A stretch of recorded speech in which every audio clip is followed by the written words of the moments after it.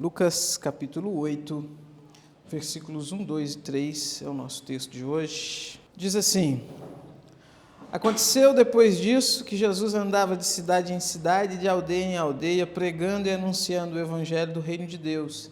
Iam com ele os 12 discípulos, e também algumas mulheres que haviam sido curadas de espíritos malignos e de enfermidades. Maria, chamada Madalena, da qual saíram 7 demônios. Joana, mulher de Cusa, procurador de Herodes. Susana e muitas outras, as quais com seus bens ajudavam Jesus e os seus discípulos. Senhor, nós te louvamos pela tua grandeza, pela tua bondade, pela tua misericórdia, pelo teu poder incomparável, Deus. Te louvamos porque somos salvos em Jesus Cristo e temos o rico privilégio de servir ao Senhor. Temos o rico privilégio, Deus, de fazermos parte da família do Senhor, termos sido adotados pelo Senhor e estarmos aqui, Deus, como expressão da nossa gratidão por essa salvação maravilhosa, cultuando ao Senhor, prestando louvores ao Senhor, prestando culto ao Senhor. Muito obrigado por isso, Deus.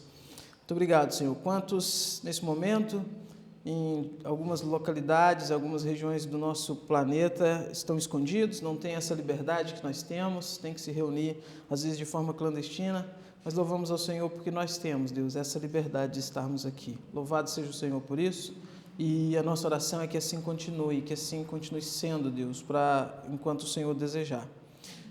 Somos gratos pelos louvores que já foram cantados aqui, pelas canções, Deus, que demonstraram nossa gratidão, nosso amor pelo Senhor, Deus. Muito obrigado. Pedimos que o Senhor nos abençoe agora, Deus. Seremos expostos à tua palavra. Também as crianças, que terão o tempo delas ali de instrução, de ensinamento, que possam ser, Senhor, momentos de instrução para nós também, momentos de crescimento espiritual. E assim nós pedimos em nome de Jesus. Amém. Irmãos, nós vamos falar hoje um pouquinho sobre a relação do cristianismo com as mulheres. E o texto fala disso, né? O texto mostra para a gente essas diversas mulheres que seguiam o Senhor Jesus, e não é incomum, né, a gente ver que alguns detratores aí, eles acabam tentando classificar o cristianismo como algo machista, como algo misógino, né, como sendo uma religião que oprime as mulheres e outras coisas do tipo, né. E isso se dá, às vezes, baseado por uma leitura equivocada da Bíblia, por uma leitura descontextualizada da Escritura Sagrada. Às vezes isso se dá, e aí a gente precisa admitir, né, baseado também em condutas erradas de alguns cristãos, a maneira como alguns cristãos se portam, né, e o testemunho das atitudes dessas pessoas acabam passando, então, essa mensagem também de que o cristianismo seja algo machista, algo opressor para as mulheres. E tem também a ação do diabo por trás de tudo isso, né? Que, enfim, não mede esforços para atrapalhar a obra de Deus, para colocar empecilhos e tal. Então a gente precisa pensar em todas essas. Eu citei aqui 3 motivos, mas a gente tem vários outros também. Fato é que, independente do motivo, recentemente, e aí quando eu digo recentemente, eu estou pensando de Revolução Francesa para cá, né? Que a coisa deu uma certa bagunçada aí no sentido geral. O cristianismo tem recebido ataques ferozes, principalmente nessa questão sobre a lida com as mulheres. Mas é assim? É realmente assim? O cristianismo, de forma geral, contemporâneo, que nós estamos vivendo, ele é algo opressor para as mulheres? A Bíblia é um livro opressor, a Bíblia é um livro machista, a Bíblia é um livro misógino, a Bíblia tem alguma coisa nesse sentido que justifique essa leitura que alguns fazem? Uma leitura cuidadosa, irmãos, da Bíblia, do Antigo Testamento, tanto do Antigo quanto do Novo, mostra que isso não faz o menor sentido, mas o menor sentido. De forma geral, a Bíblia, a palavra de Deus, ela não faz distinção de valor entre homens e mulheres. A Bíblia, em momento algum, atribui um valor superior ao homem e um valor inferior à mulher, de maneira nenhuma.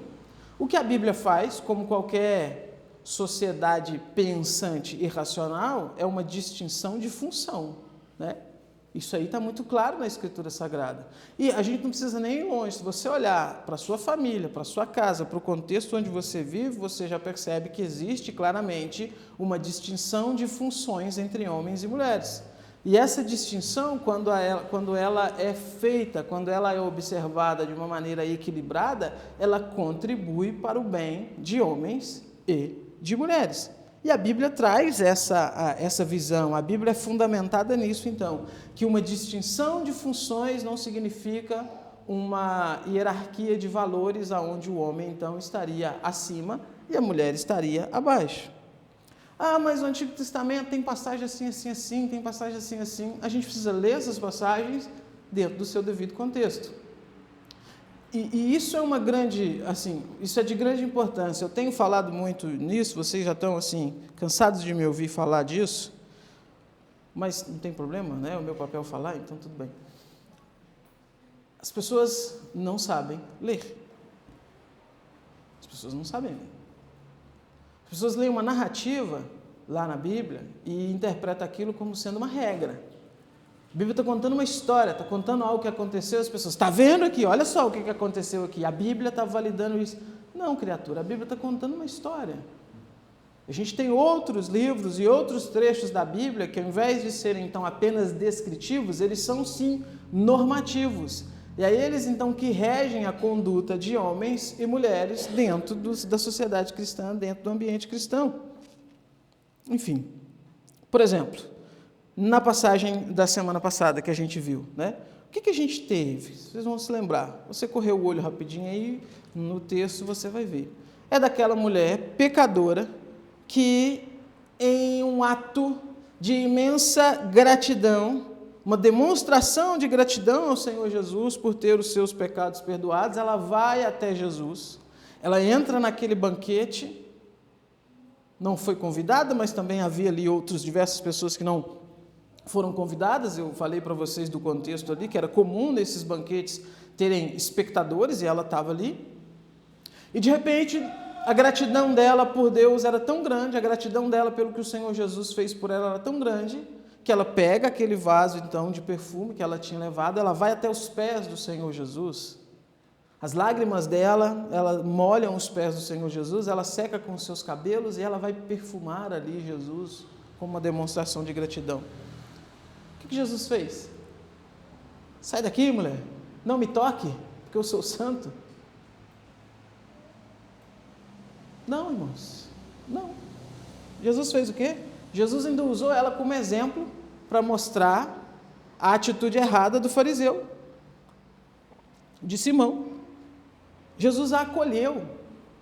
Jesus demonstrou ali, diante de todas aquelas pessoas que estavam ali, que aquela mulher, então, que anteriormente era reconhecida como uma pecadora, e a gente não sabe que tipo de pecado que ela cometia, mas ela reconhecida como uma pecadora, Jesus demonstrou que ela foi aceita. E Jesus disse: os teus pecados estão perdoados. Diante de todos, então, que a consideravam pecadora, agora eles a consideram como? O Senhor Jesus a perdoou, mudou a história, mudou a vida. Outro estilo de vida, outra coisa. E aí, após citar isso, então, e aí a gente entra no texto que a gente leu hoje, Lucas, o evangelista, ele faz questão de não limitar o seu relato a apenas essa mulher, que ele contou detalhes ali da história dela, detalhes ali daquele contexto do encontro dela com Jesus, naquele banquete na casa de Simão.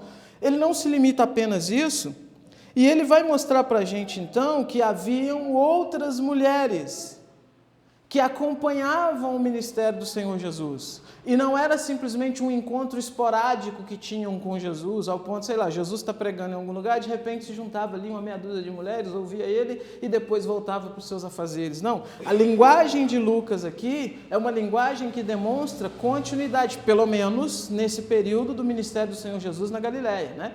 A gente sabe que Jesus teve o seu ministério na Galileia, o seu ministério na Judéia e tudo mais, né? O seu ministério do outro lado do Jordão também, em outras terras. Então, pelo menos nesse ministério dele na Galileia, que demora bastante tempo, que muitas coisas, as coisas mais importantes talvez acontecem durante esse momento, ele está sendo acompanhado pelos 12, e quando fala os 12 aqui, a gente já sabe que são os 12 apóstolos, a gente passou por essa passagem, E 12, então, se torna esse sinônimo para falar dos apóstolos, aquele grupo que fazia parte desse círculo mais pessoal e mais próximo de Jesus. E Lucas faz questão de mencionar que junto com os 12 iam também algumas mulheres. Jesus não tinha um olhar, então, misógino, machista, ao ponto de dizer assim, não, mulheres aqui não, nós não queremos vocês, de maneira nenhuma. Elas acompanhavam o Senhor Jesus. E a leitura que a gente precisa fazer é exatamente essa. Quando você reproduzir essa cena na sua mente, você está lendo os evangelhos aqui, né, de novo, nessa parte do ministério do Senhor Jesus na Galileia, você está lendo isso daqui, você está imaginando então Jesus caminhando, né, e os discípulos junto dele, e aquela multidão diante dele, coloque então nessa cena aí na sua mente também um grupo de mulheres que o acompanhavam, porque é isso que a Bíblia está dizendo. Olha como que o texto diz então, vamos voltar lá no versículo 1. Aconteceu depois disso que Jesus andava de cidade em cidade, de aldeia em aldeia, pregando e anunciando o evangelho do reino de Deus. Iam com ele os 12 discípulos. Ou seja, qual que é a ideia aqui, né? E a gente volta um pouco, recua um pouco na nossa análise para a gente pensar de uma forma geral o sentido dessa noção de Jesus pregar aqui o reino de Deus, né? Anunciar o evangelho do reino de Deus. O ministério de Jesus, irmãos, também já falei isso daqui diversas vezes, mas vale a pena repetir. O ministério do Senhor Jesus não pode ser reduzido a uma leitura que vai focar apenas em milagres, em exorcismos, enfim, coisas sobrenaturais, curas e tudo mais. Porque Jesus não é um mago curandeiro. Ele mesmo diz que o motivo pelo qual ele veio foi anunciar as boas novas do Evangelho. E boas novas e Evangelho, enfim, já seria uma redundância aqui, porque a própria palavra Evangelho significa boas novas, ou seja, boas notícias. E que boa notícia é essa, então? Que boas novas é essa, então, que Jesus está pregando? É o anúncio da reconciliação do pecador com Deus. Esse é o ponto principal. Se você precisar resumir o Evangelho em uma frase, em uma sentença apenas, você pode resumi-lo nessa sentença que você vai conseguir englobar, então, aí o ponto principal. O Evangelho é o anúncio da reconciliação do homem pecador com Deus. Só voltar lá no Gênesis, em tudo aquilo que aconteceu, Gênesis capítulo 2, capítulo 3, aquela ruptura que acontece por causa do pecado. E o Evangelho é o quê? É, de novo, então, o homem ter, por graça e misericórdia de Deus, condições de se aproximar novamente. É o anúncio de que essa ira de Deus que repousava sobre o ser humano, sobre o indivíduo pecador, ela foi aplacada em Jesus Cristo na cruz. E que agora, então, nós temos essa condição de estarmos próximos de Deus novamente. É por isso que a Bíblia vai utilizar termos como reconciliação, né?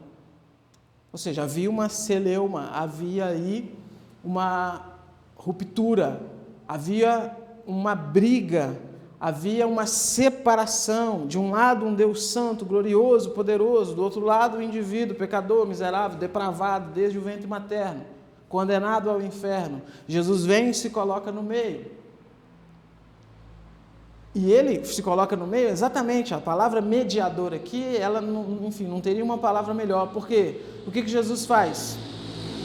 Jesus leva sobre si a culpa do pecador e ele transfere para esse pecador a sua justiça, a sua conduta perfeita.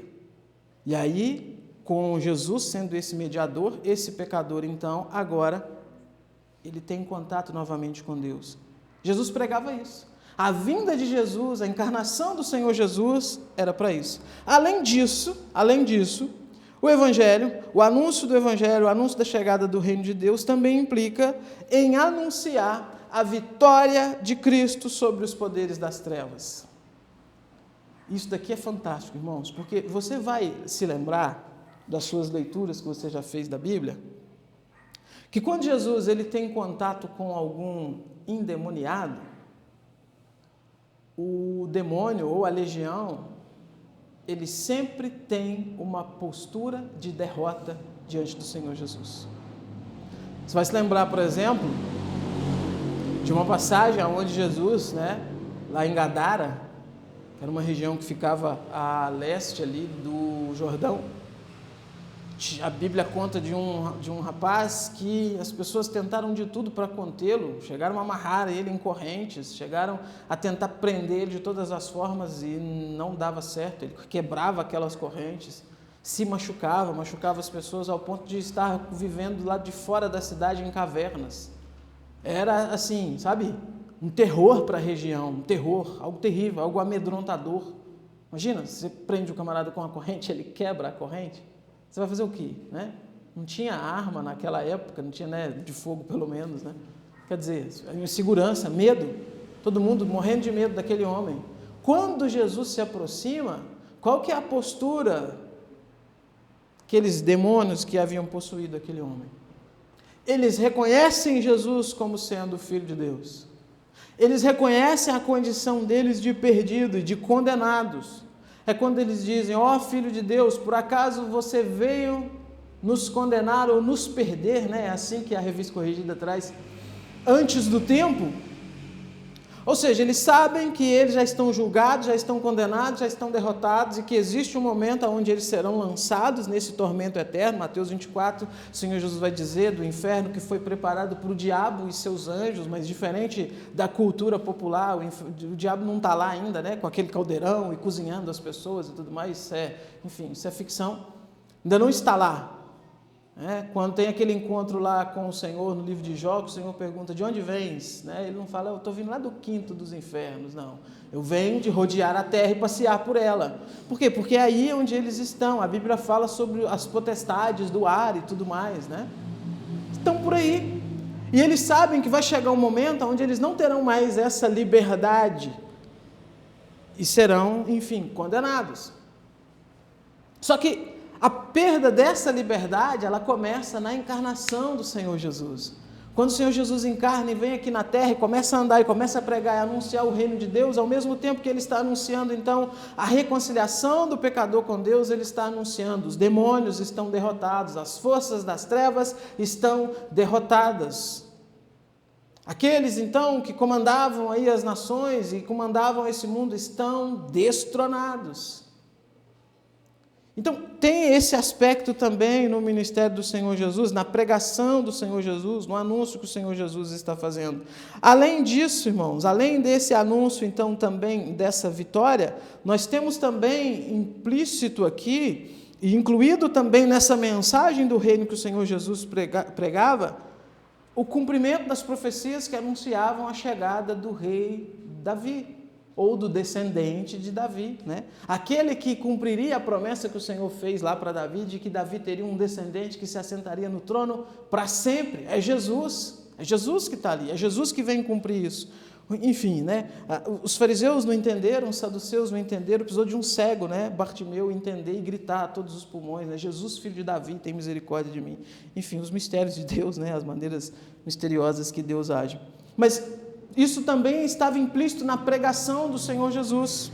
Outra coisa que está implícito aqui também na pregação do Senhor Jesus, nesse anúncio da chegada do reino de Deus, é essa ideia, então, dessa inauguração escatológica, né, o que a gente vai chamar aí na teologia de escatologia inaugurada, né?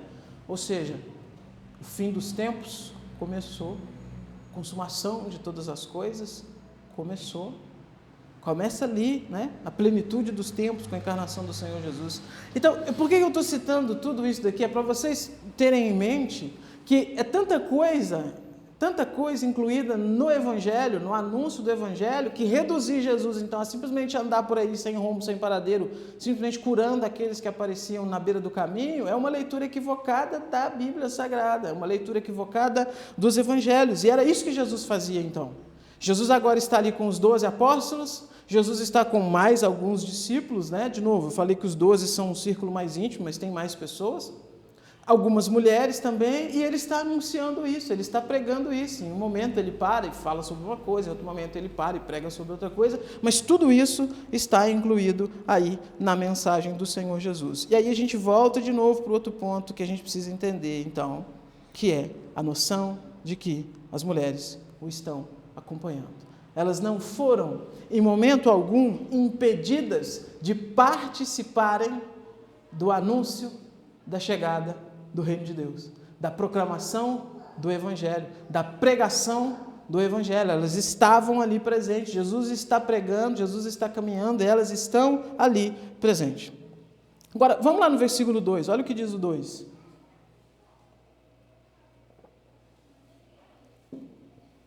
E também algumas mulheres que haviam sido curadas de espíritos malignos e de enfermidades. Maria, chamada Madalena, da qual saíram 7 demônios, e aí vai seguir o nome das outras no 3, mas vamos parar por aqui. Irmãos, olha que interessante isso daqui. Eu acabei de descrever então para vocês o conteúdo da pregação do Senhor Jesus. E o texto acaba então de mostrar para a gente que todas essas mulheres aqui que estão seguindo Jesus, elas foram diretamente beneficiadas pela chegada do reino de Deus. O texto não diz que são simplesmente, e eu não estou dizendo que isso seria um erro, né? Eu só estou contextualizando o que realmente a passagem está dizendo. Algumas mulheres que estavam ali decidiram acompanhá-lo. Não é só isso. Lucas faz questão de mencionar que algumas mulheres que haviam sido curadas de espíritos malignos e de enfermidades. Ainda que o ministério do Senhor Jesus não se reduzia a curas, mas Jesus curava. E por que Jesus curava? Por que Jesus fazia sinais e maravilhas, curava enfermidades, ressuscitava mortos? Porque, irmãos, Jesus está agindo em conformidade com as diretrizes do Espírito de Deus dadas desde o Antigo Testamento. Elias aparece em algum momento ali da história do Reino do Norte, um momento de caos, né? Acabe, Jezabel, aquela sujeira toda que vocês sabem. Como que Deus valida o caráter profético de Elias? Com sinais e maravilhas. Não é simplesmente Elias chegar dizendo e falando, olha, arrependei-vos. De novo, não estou dizendo que isso é errado, mas não foi assim que Deus fez, né? Não foi assim que Deus fez. O Senhor fez com que Elias chegasse, confrontasse o rei, confrontasse Jezabel, confrontasse a população, a nação de Israel, que estava sendo idólatra. E a primeira atitude de confrontamento dele foi fazer um grande sinal, que foi o quê? Não chove mais. Segundo a minha palavra, não vai chover. Meu irmão, imagina na nossa sociedade industrializada, 3 anos sem chuva. Agora transfere isso lá para trás, onde a sobrevivência era por meio da agricultura. Você precisava de cuidar dos animais, você precisava de plantar. Não tinha caminhão-pipa, né, para ir lá regar a sua hortinha. Precisava de água. 3 anos e meio sem chover. 3 anos e meio sem chover. Por quê? Uma ação sobrenatural de Deus para mostrar aonde realmente estava o poder e com quem realmente estava o poder. Não somente isso, chegou o momento de confrontar os falsos profetas. Qual é a maneira que Deus utiliza, então, por meio do profeta Elias, para confrontar os falsos profetas? Um grande sinal. Lembra da passagem? Vamos lá, vou fazer um desafio para vocês. Vamos pegar 2 animais aqui. Vocês vão cortar ele em pedaços, preparar lá no altar e vão clamar a Baal. E eu vou clamar, vou fazer a mesma coisa e vou clamar a Deus. O Deus que manda fogo é o Deus de verdade. Ora, nada mais justo, né? Se Baal é Deus, tudo bem, ele pode colocar fogo no sacrifício ali para provar, então, para todo mundo que ele é Deus. E a passagem é hilária, né, irmãos? A gente às vezes perde. A Bíblia, ela tem, enfim, um senso de humor muito interessante, né? Porque Elias diz, não, vocês podem começar, né? Imagina Elias, não, né? Tipo assim, né? Vai na frente, né? Tal. E eles fazem toda aquela preparação e colocam ali o animal e começam, ó Baal, e está clamando, E Elias chega a um ponto que ele começa assim, não, fala mais alto, gente, fala mais alto, né? Às vezes ele está, olha, quem sabe ele viajou, às vezes ele está viajando, né? Olha, fala mais alto que pode ser que ele esteja no banheiro. Eu imagino essa cena, né? Elias gritando, fala mais alto, pode ser que ele está no banheiro. E nada acontece. O texto bíblico diz que eles chegam ao ponto de começar a se cortar, né? Eles começam a se cortar, que fazia parte do culto deles. E nada. Aí chega o momento do profeta Elias agir. O que ele faz, irmãos? o altar estava quebrado. Tem muita simbologia aqui, né? Ele reconstrói o altar que estava quebrado. Ele organiza ali o animal e tudo, despedaça ele, aquela coisa toda, coloca ali sobre a lenha. E ele diz, ainda não está bom.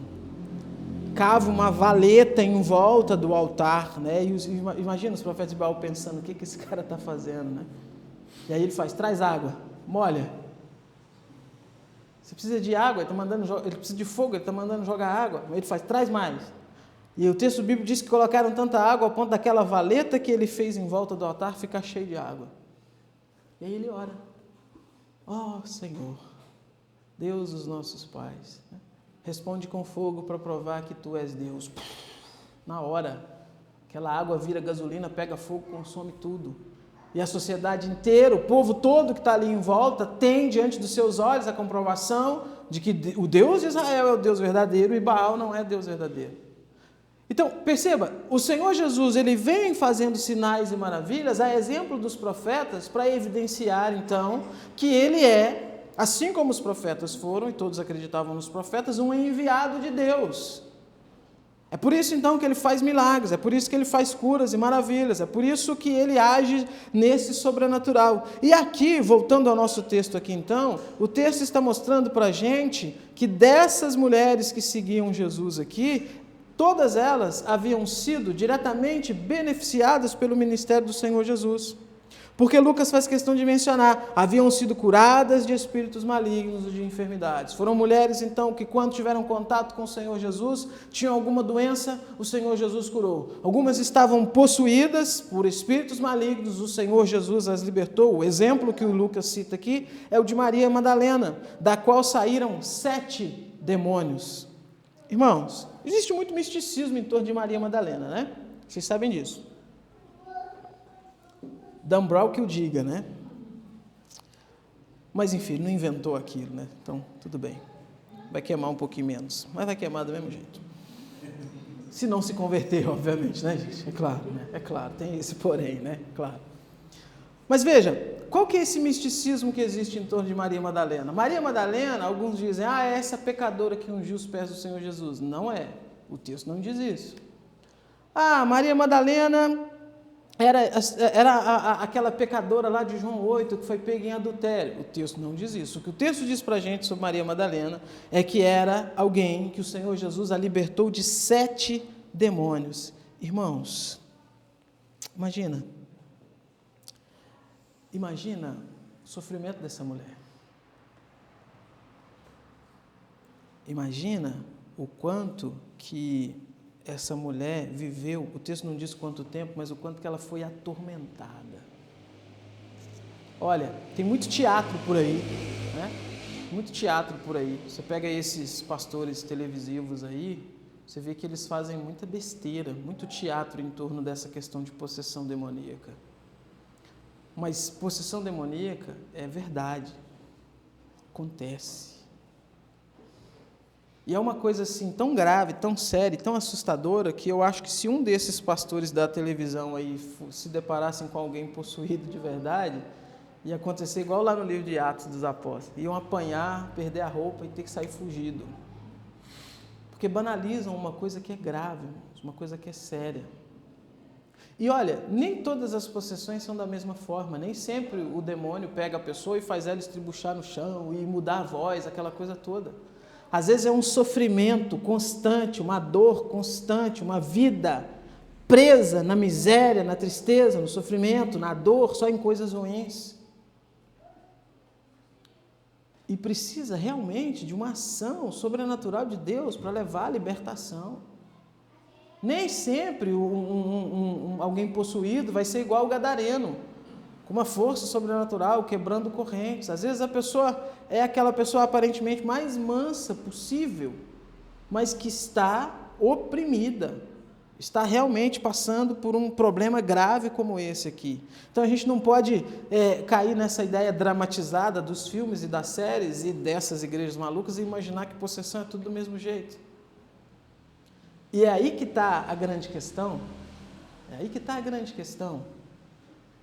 E o texto está dizendo, então, que Jesus libertou essa mulher de uma legião ou de uma possessão coletiva.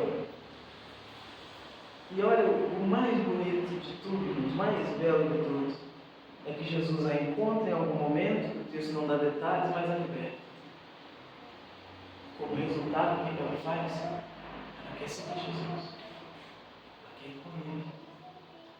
O gadareno também é a mesma coisa. A gente vai chegar nesse texto mais adiante, mas o texto diz para a gente que é muito significativa aquela ideia, né?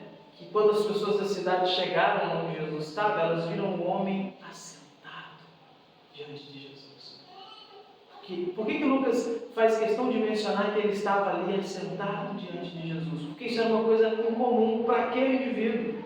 Tamanho era o sofrimento, tamanho era a questão que Satanás o colocava, e agora ele está ali em pleno juízo, assentado diante de Jesus, ouvindo Jesus. E aí quando Jesus se levanta para partir, porque as pessoas não querem Jesus, né? Mesmo com tudo isso que as pessoas morrem de medo, porque alguns corpos morreram, enfim, é uma loucura isso. Mas o que acontece? Ele quer seguir Jesus, ele quer ir com Jesus. Por quê? Porque ele sabe quem foi que o libertou, quem foi que o transformou, quem foi que fez aquela grande obra na vida dele. E essas outras mulheres, baseadas no que o texto está dizendo para a gente, foram mulheres que de alguma forma foram curadas, foram libertas, que ao passarem por isso, então, qual que é o desejo delas? Querem seguir Jesus. Querem acompanhar Jesus. Irmãos, isso daqui é algo que traz ensinamento para a gente. Porque, veja, isso daqui demonstra, irmãos, uma gratidão a Deus muito grande pelo que Deus fez. E eu não sei você, pode ser que você diga assim, não, eu não estava possuído, não tinha nem 7, nem 2, nenhum demônio na minha vida.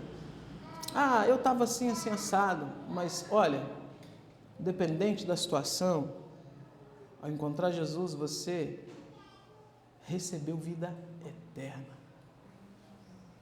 Ao encontrar Jesus, o Senhor te proporcionou uma eternidade ao lado dele, que do contrário seria uma eternidade ao lado de demônios no inferno, padecendo, uma situação que não tem fim, não tem fim. Você consegue imaginar uma coisa que não tem fim? A gente não consegue imaginar uma coisa que não tem fim. Essa era a nossa realidade. E olha, a Bíblia diz que hoje, então, nós estamos assentados nos lugares celestiais em Cristo Jesus. É por isso, irmãos, que a gente precisa pensar muito na maneira como a gente vive o nosso cristianismo, naquilo que a gente está disposto, então, a fazer para seguir esse Jesus que fez essa obra maravilhosa por nós, que fez essa grande transformação por nós, porque às vezes a gente está focado somente no benefício, mas a gente não está querendo, muito desejoso em seguir. Por quê? Porque seguir, irmãos, não é simplesmente sair andando atrás dele, né? É ser identificado como seguidor dele. Lembra de Pedro? Lá no pátio, Jesus preso, e alguém chega, mas você conversa igual aquele povo. Ou seja, tem consequência seguir Jesus. E a gente precisa pensar nisso. Nossa gratidão a Deus não deve ser simplesmente de dizer, Senhor, muito obrigado. Muito obrigado pelo que o Senhor me fez.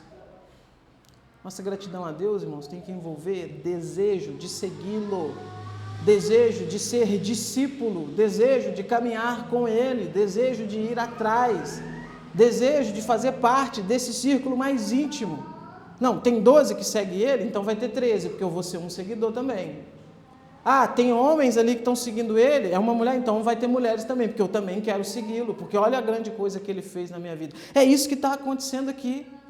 Ainda que a sociedade daquela época fosse sim uma sociedade difícil para as mulheres, porque a gente não pode negar isso seria uma grande ignorância, essas mulheres não estão nem aí para isso. Elas querem o quê? Elas querem seguir o Jesus que as libertou de demônios, que as curou e principalmente que as reconciliou com Deus, perdoou os seus pecados, escreveu, né? O nome delas está escrito no livro da vida, garantiu para elas a salvação. Querem seguir Jesus. Maria Madalena está aqui seguindo Jesus. Olha o versículo 3, como que segue? Além de Maria Madalena, o texto diz, Joana, mulher de Cusa, procurador de Herodes, Susana e muitas outras, a quais com seus bens ajudavam Jesus e os seus discípulos. Joana, irmãos, era esposa do procurador de Herodes. Esse cargo era um cargo muito alto. muito alto naquela estrutura política. Os estudiosos, os historiadores dizem que o procurador era alguém que era responsável pela gerência das finanças do rei. Era uma espécie, sei lá, de ministro da economia, alguma coisa assim. E o texto está dizendo que essa mulher seguia Jesus. O texto está dizendo, então, que essa mulher, durante pelo menos o ministério do Senhor Jesus ali na Galileia, ela está andando atrás de Jesus, no meio dos outros discípulos, no meio dos outros seguidores, no meio das outras pessoas. Isso aqui também já é uma prova de que quando os liberais ou esses ateus meia tigela vão dizer, não, o cristianismo era uma religião simplesmente de pobres, miseráveis, antigamente, mostra que não. Que ele era sim destinado aos pobres, mas não somente isso, ele era para todos. E nós temos aqui uma mulher da alta sociedade que está seguindo Jesus. Susana, a gente não sabe muito bem quem é, o texto não dá muitos detalhes sobre ela, mas ela está ali. E além disso, o texto vai dizer então que essas mulheres ajudavam Jesus com os seus bens. Isso aqui também é muito interessante, irmãos. Porque essa ajuda que elas estão fazendo é uma ajuda de forma deliberada e voluntária. Elas não foram coagidas pelo Senhor Jesus. O Senhor Jesus não passou para elas e disse assim, olha, se vocês me ajudarem financeiramente, vocês receberão 10 vezes mais. Não. O Senhor Jesus não disse para elas como se fosse um coach motivacional que elas deveriam investir no reino para que Deus investisse nelas. Não. O fato delas contribuírem com o ministério do Senhor Jesus ainda é parte da expressão de gratidão que elas tinham por aquilo que o Senhor Jesus fez por elas. É por isso, então, que elas estão aqui contribuindo, é por isso que elas estão ajudando. E não só nessa questão de ajudar com seus bens, como prontas para ajudar com qualquer coisa que fosse necessária. E aqui, irmãos, olha, isso também é algo interessante para a gente. Vocês sabem que a gente, aqui na igreja, o nosso foco não é falar de dinheiro, não é falar de oferta, o objetivo da igreja não é ser algo lucrativo, enfim.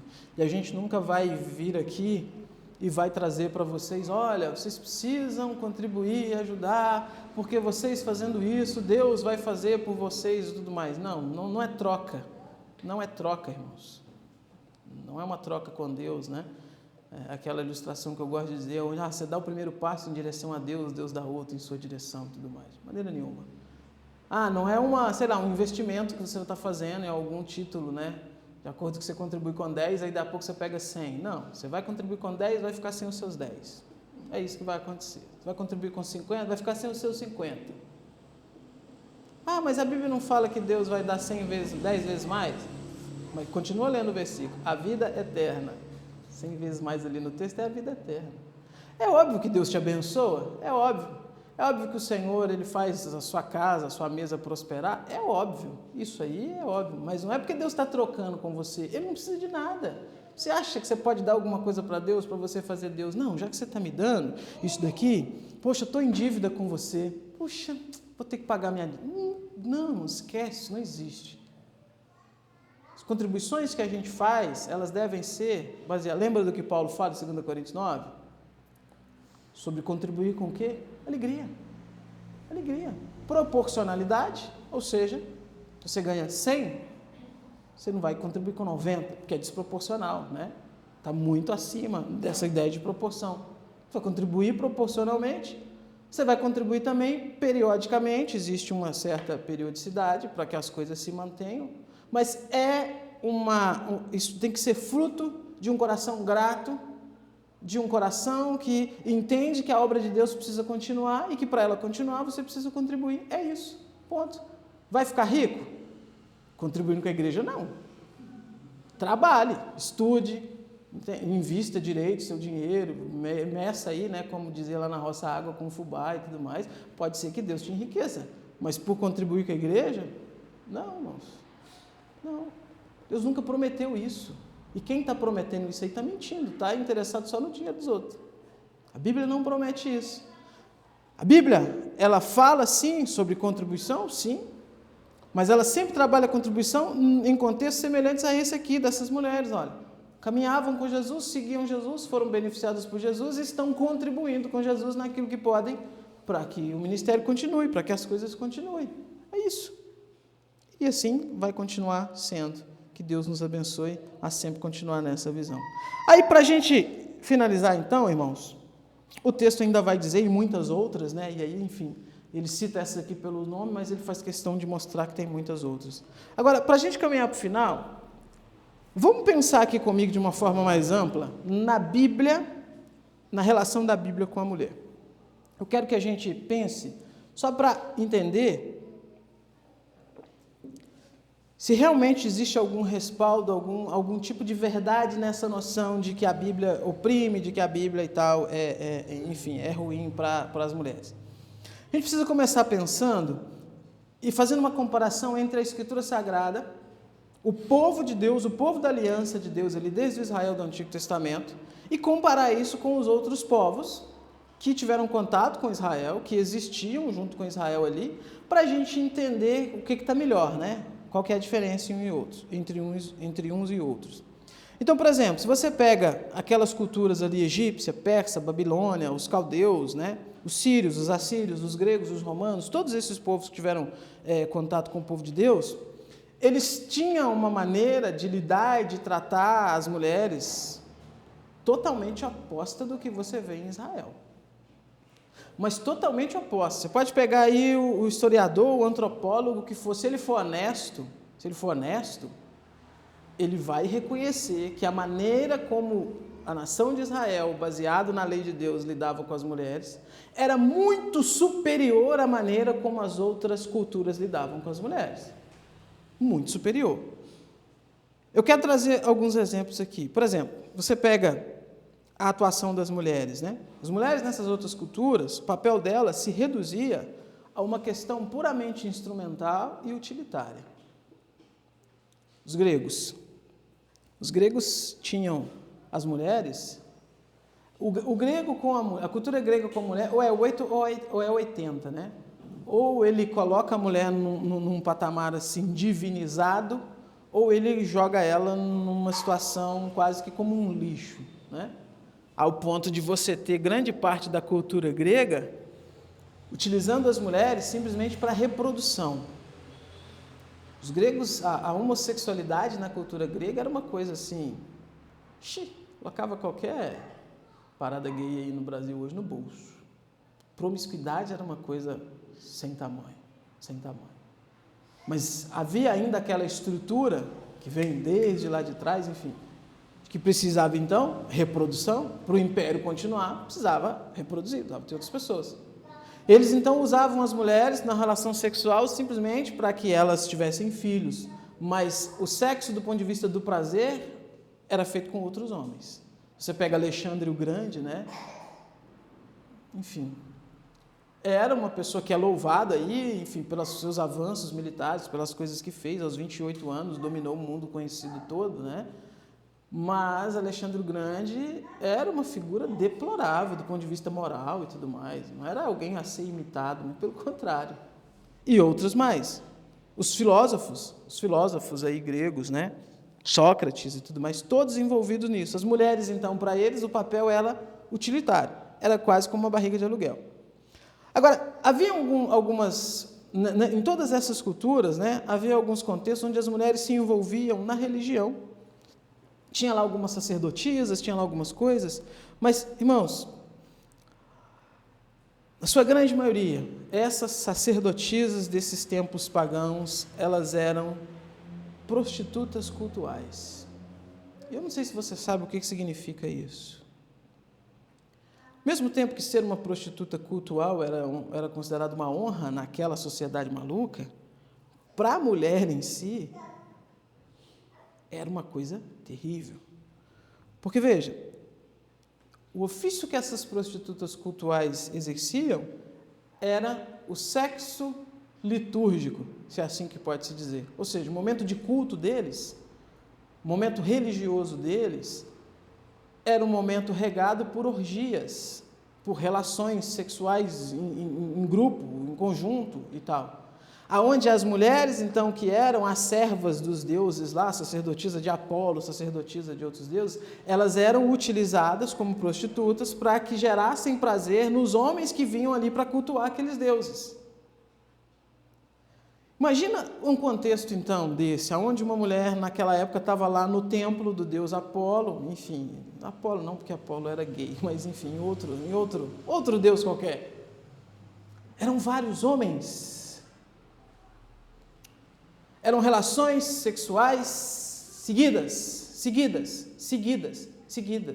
Por quê? Porque aquilo ali era a maneira de cultuar aquela divindade. Você acha que ela tinha escolha? Acho que ela tinha como dizer assim, não quero fazer isso. Não tinha, uma vez que era separada para ser sacerdotisa naquele contexto, aquele era o ofício dela. Essas mulheres, irmãos, eram destruídas, eram destroçadas. Em nome o quê? Da religião. Em nome da adoração ao Deus e tudo mais. Deuteronômio 23, 17. Eu vou ler para a gente ganhar tempo. Das filhas de Israel não haverá quem se prostitua no serviço do templo, nem dos filhos de Israel haverá quem o faça. Ou seja, a gente já tem a lei de Deus aqui dada ao seu povo, acabando com isso, condenando isso e dizendo, não pode haver isso na adoração ao Deus de Israel, na adoração ao Deus verdadeiro. Isso é algo abominável na cultura de vocês, não pode ter isso. Deus está dizendo, não pode ter. Com o tempo, a gente sabe da corrupção moral que aconteceu em Israel, o povo então se envolve nisso, mas a Bíblia condena isso. Você pega, por exemplo, 1 Reis capítulo 14, versículos 23 e 24, quando o escritor ali ele está contando os motivos pelos quais então os estrangeiros invadiram e destruíram Israel, olha o que ele diz. Porque também os de Judá edificaram altos, estátuas, colunas e postes da deusa Azerá sobre todas as colinas e debaixo de todas as árvores frondosas. Havia também na terra prostitutos cultuais. Fizeram segundo todas as coisas abomináveis das nações que o Senhor havia expulsado de diante dos filhos de Israel. Ou seja, um dos motivos, então, pelos quais o povo foi destruído, o templo foi destruído, o povo foi levado cativo, foi porque havia essa imoralidade e foi introduzida também no culto ali essas imoralidades sexuais. Se você perceber, então, Deus está vendo isso com aprovação ou com reprovação? Com reprovação. Deus está dizendo, não. Estão fazendo isso, vão ser destruídos, vão ser espalhados aí entre os povos, por quê? Isso não é para fazer. Asa foi um rei considerado bom ali no território de Judá, né?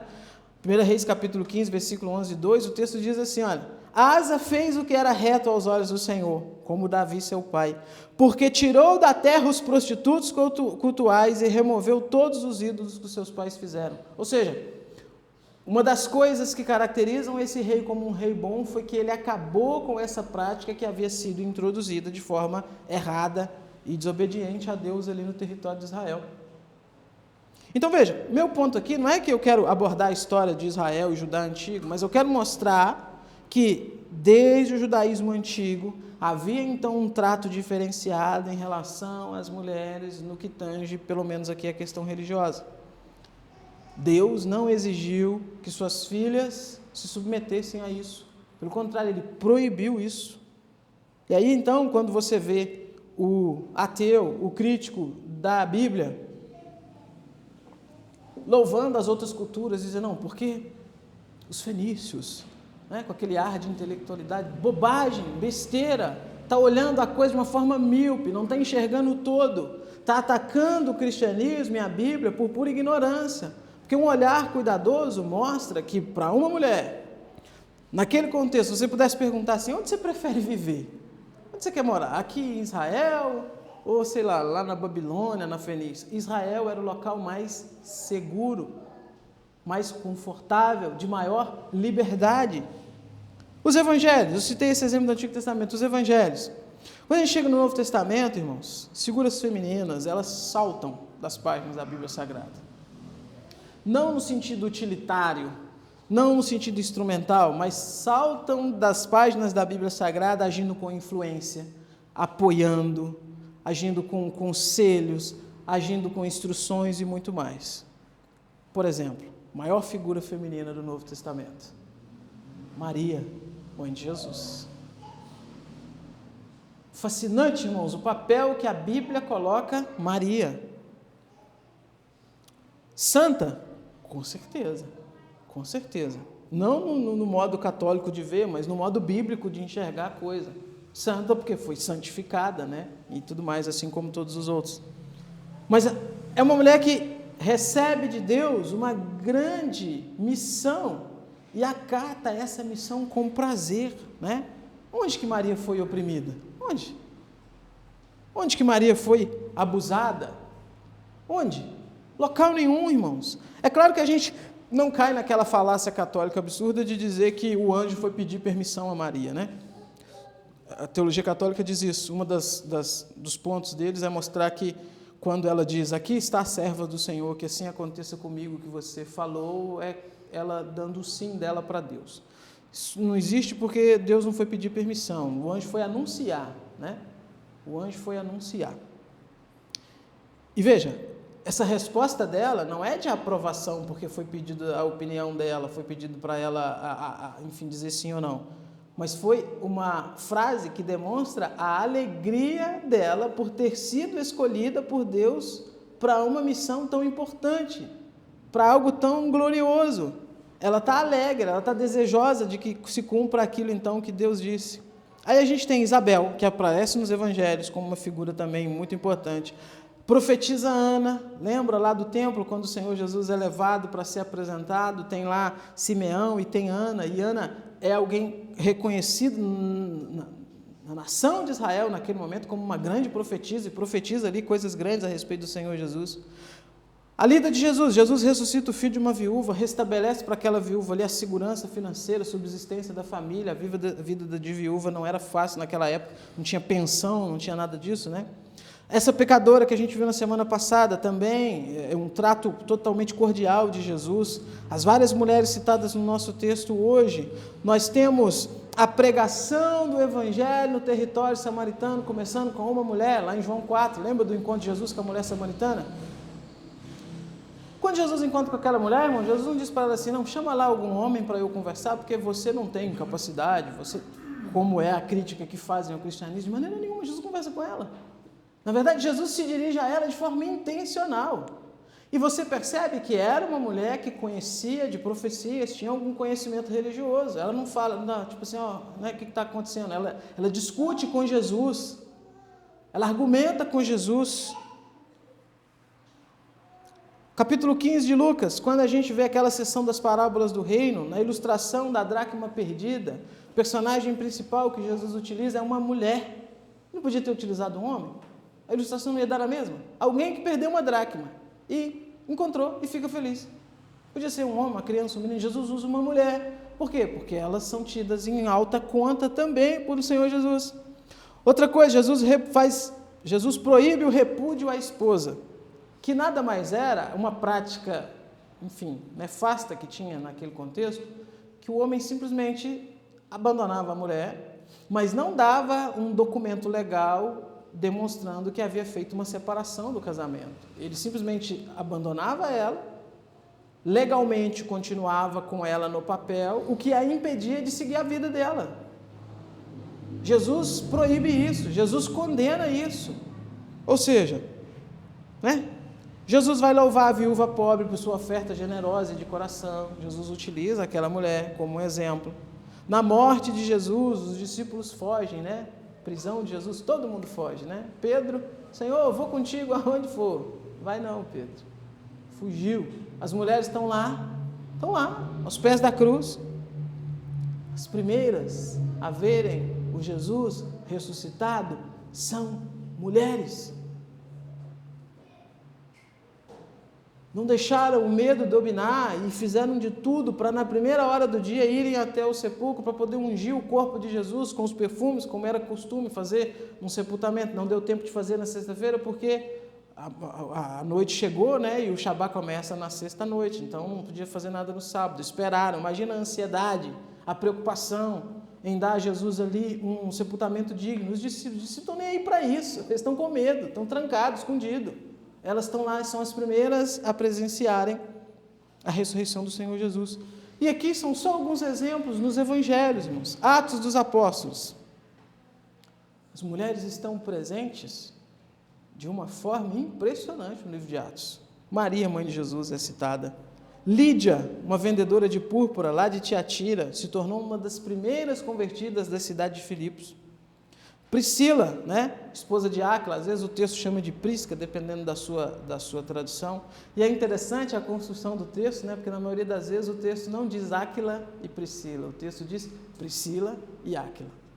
Meu irmão, para o camarada escrever assim, é porque havia sim uma influência primordial dessa mulher na lida que tinha ali com os discípulos.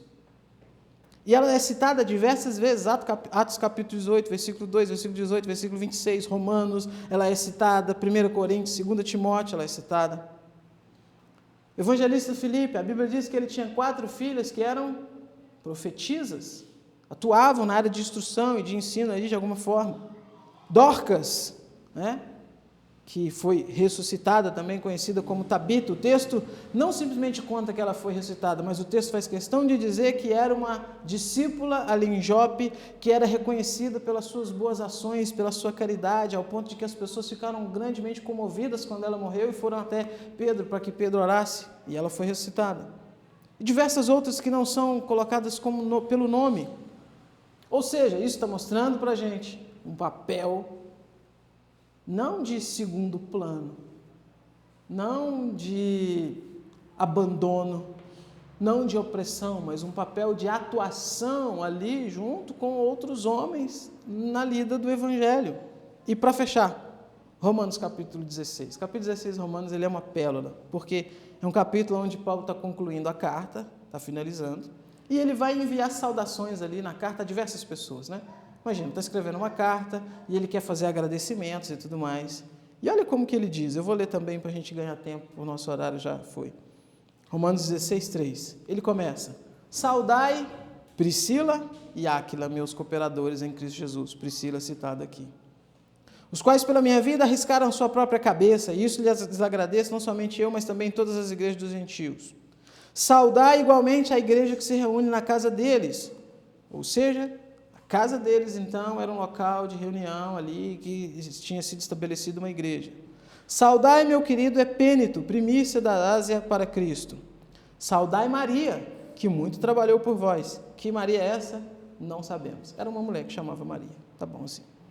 Aí ele segue: saudai Andrônico e Júnias. Júnias provavelmente era um homem. Alguns tentam dizer que é mulher, mas provavelmente dentro da construção do grego ali era homem. Mas ele segue nas suas saudações.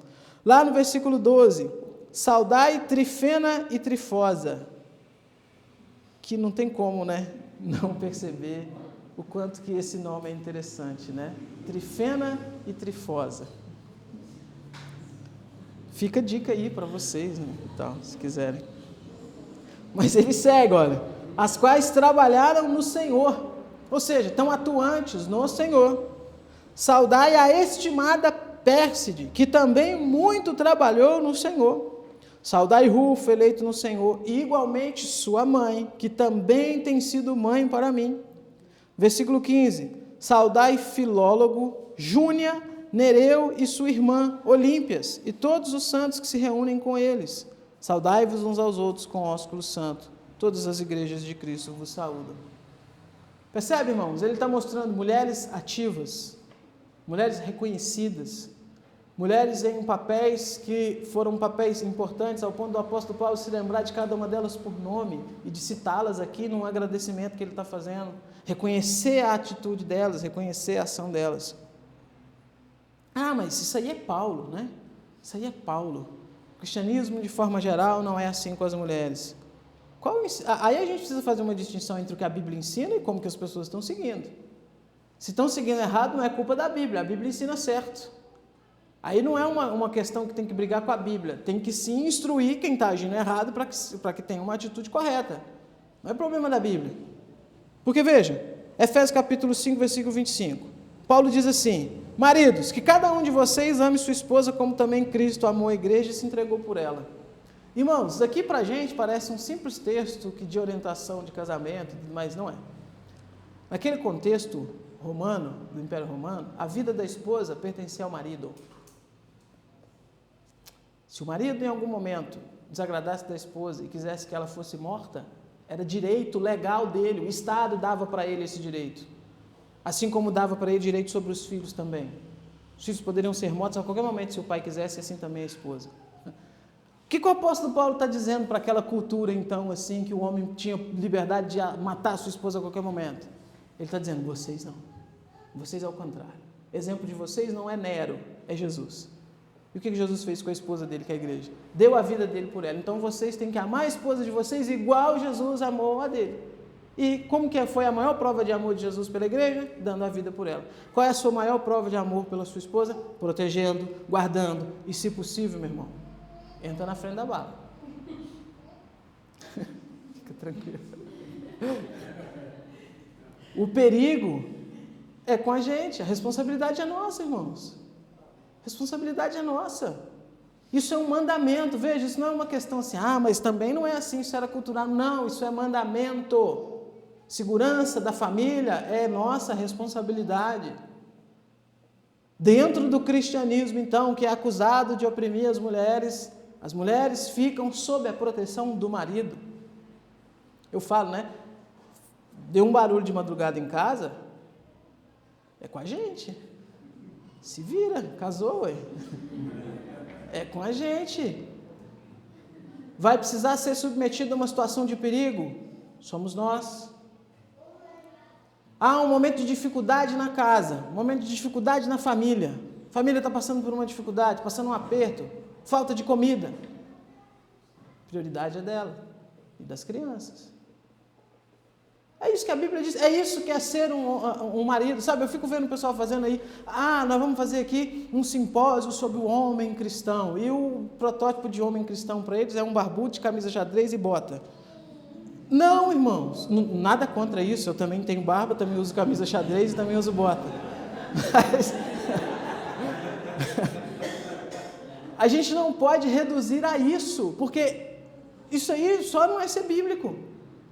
Ser bíblico é agir nessa posição de liderança, nessa posição de segurança. É fazer o que a Bíblia diz para fazer. 1 Pedro 3,7, Pedro vai dizer, maridos, vocês igualmente vivam a vida comum do lar com discernimento, dando honra à esposa por ser a parte mais frágil e por ser coerdeira da mesma graça da vida. Agindo assim, as orações de vocês não serão interrompidas. Isso aqui é grave. Porque ele está dizendo que nós devemos, como diz a Almeida Revista Atualizada, coabitar, ou seja, viver a vida comum do lar, dando honra à esposa por ela ser a parte mais frágil. Que sentido que ele está dizendo aqui que ela é a parte mais frágil? No sentido de que a proteção precisa ser dada a ela. As prioridades precisam ser dadas à esposa. A nossa vida é uma vida de entrega à esposa. É isso que a Bíblia está dizendo. Aí eles focam apenas no texto, mas a Bíblia diz que a mulher tem que ser submissa. Que é isso, gente? Submissão no século XXI, que coisa tão retrógrada. Não é, irmãos. A dificuldade, às vezes, ela está, você sabe em que sentido? Mesmo a mulher cristã, a dificuldade que ela tem com essa questão de submissão, não são todos os casos, obviamente, mas muitos deles, é porque o modelo de esposa que ela tem não é um modelo de esposo, o modelo de esposo não é um modelo de esposo que age como Cristo agiu com a igreja. Precisa ser uma cooperação, os dois fazendo a sua parte. É isso que a Bíblia traz, a responsabilidade dos dois. A mulher tem a sua responsabilidade na submissão? Tem, é bíblico. Não é coisa antiga, de uma cultura antiga, é mandamento bíblico. Mas não vai haver dificuldade em se submeter a um homem bíblico. Não vai haver dificuldade. Não vai haver dificuldade de agir num papel de liderança e de entrega da vida, se for preciso, a uma esposa bíblica.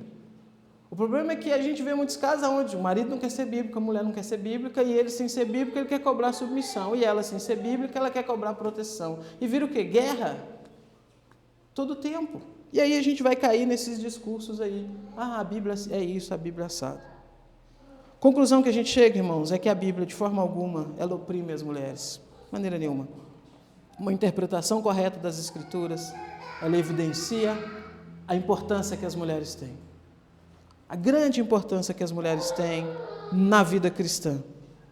Nossas irmãs, então, elas devem ser honradas, devem ser respeitadas, devem ser amadas e cuidadas, para que exerçam o seu chamado com dignidade e o devido apoio. É claro que eu não estou advogando aqui uma confusão de papéis, né? Isso significa, então, que a mulher pode ser uma pastora? Não. Não. Por quê? Porque a distinção de papéis, ela continua e também é bíblica. E também é bíblica. Mas não é porque a mulher não vai ser ordenada a pastora, que a Bíblia condena isso, que ela não vai ter atuação nenhuma na igreja. Tem, irmãos. O reino de Deus é para homens, para mulheres, para negros, para brancos, para jovens, para velhos, para todos. E tem atuação para todos. Só que cada um dentro do seu devido contexto, cada um dentro daquilo que Deus colocou.